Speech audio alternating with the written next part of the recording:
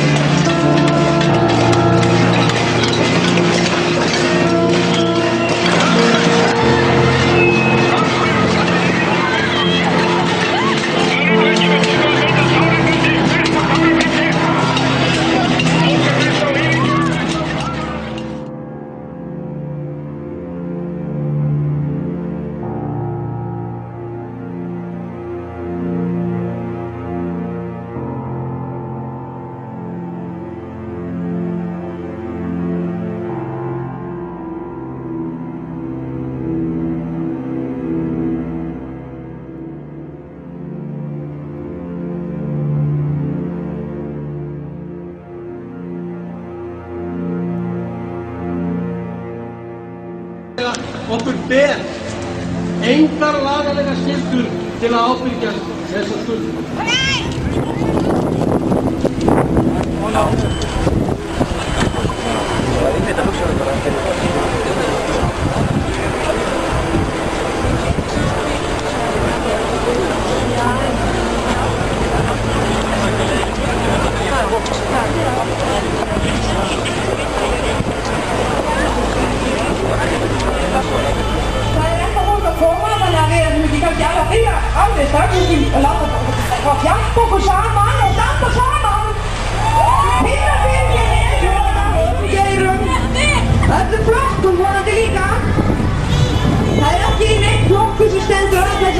fucking down.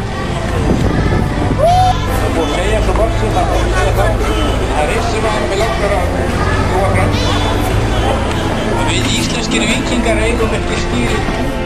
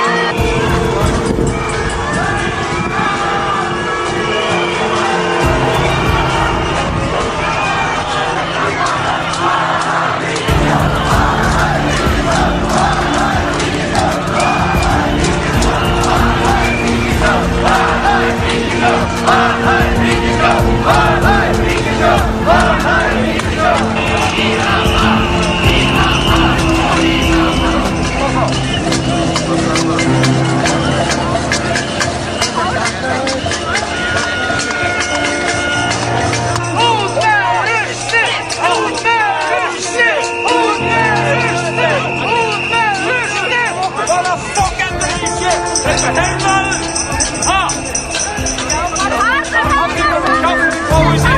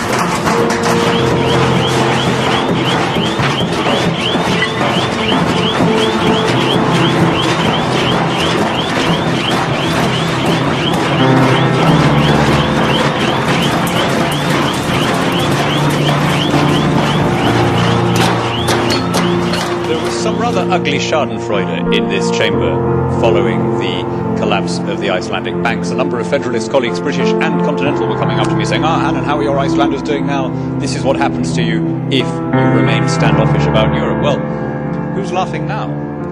Iceland, having devalued because it wasn't in the euro, has exported its way to growth and enjoys a rate of growth which is the envy of the eurozone-stricken economies. And because it didn't make this terrible mistake of assuming the bad debts of private institutions, then it will begin, once this IceSafe dispute is cleared, with a debt to GDP ratio which is the envy of Europe. 67% of Icelanders in the last poll are now against EU membership because they understand what it would mean. Their resources plundered, their seas emptied, their democracy vitiated, the oldest parliament in the world turned into a local authority chamber. Icelanders are a shrewd and canny people with wisdom bred in the bone by hundreds of years of struggling in difficult conditions. They know far better than to throw away their freedom.